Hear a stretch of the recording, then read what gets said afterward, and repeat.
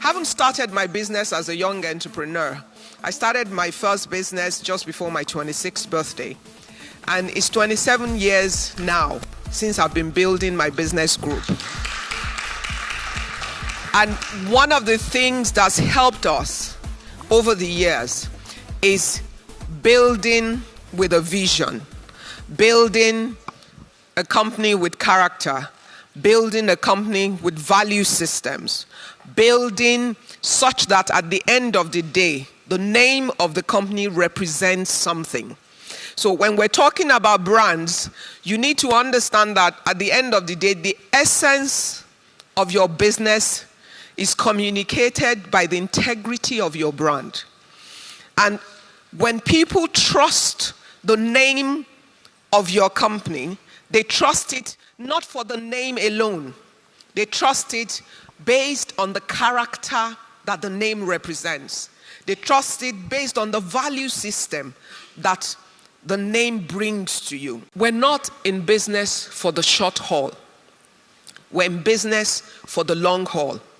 And if we want customers to be able to look at us in the eye 10 years down the line and find a good reason to still do business with us, we have to do it right.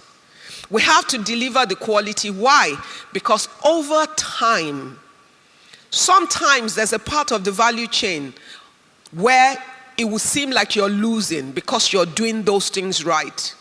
But there would be the harvest time when the seed of doing things right would facilitate your growth and put you on a major speed growth. And in my business experience, I've had many cycles of going through that. And it's all of those things that you do every day that combines together to represent what your brand is evaluated as. You need to decide from the onset what kind of company you want to build, what kind of message you want to attach to your brand. I mean, you look at First Bank as an institution. It's a 121 years old company. 121. There's no other corporate in Nigeria that has that kind of age or tenacity and has stayed the length of time. 121 years of a massive institution that has transited from private enterprise when the British people who started it owned it, to becoming a government institution over time, to the period when it went back to private sector hands, and is going through a process in itself, responding to changes in time and seasons. The reality is, what backs that is what you do every day. It's in the way you deal with your customers. It's in keeping your word. It's in delivering service and quality to your customer. It's in the kind of messaging that your customer can communicate on your behalf based on their experience of you. That's really, you know, you can run all the adverts in the world in order to sell your brand. If everybody hears about your company every day and says, oh, I want to experience this, don't have selective customership. Don't position your products to be nice to the rich guys when they come to buy from you. Because the guy that you look at ordinarily today will have a change of status tomorrow. And his experience will impact on how he will rate you or deal with you when his status has changed. In building your company, understand that the brand is not the name of the company. It's not what you advertise. The name is the identity. But the experience of the company is the true reality of what your brand represents. And how people will perceive and pass it on.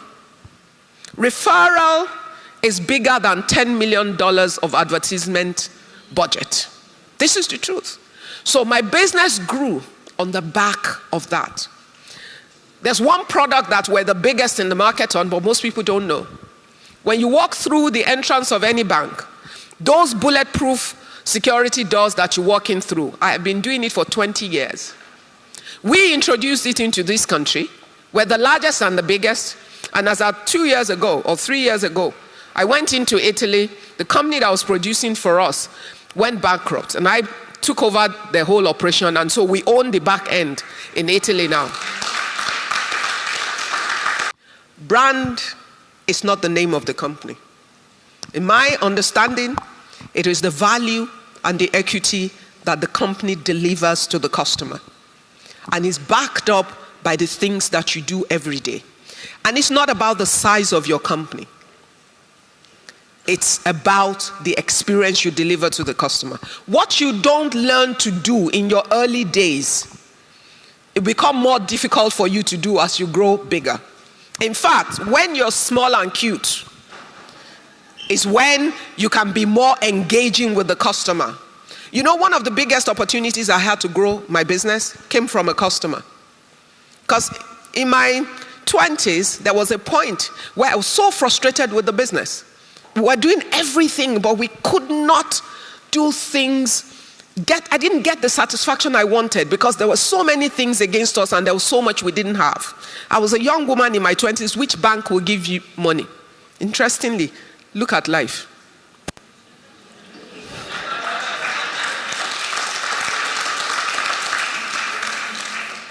So at 52, it feels like I've already lived my life. But I can't stop thinking. I need to still keep going. And all the things I learned became tools that attracted people to invite me to join all the multiple boards that I work. Because there are people watching you. So you've got the business brand, but you've got your personal brand. And your personal brand is you, your word, your conduct, your integrity. People are watching.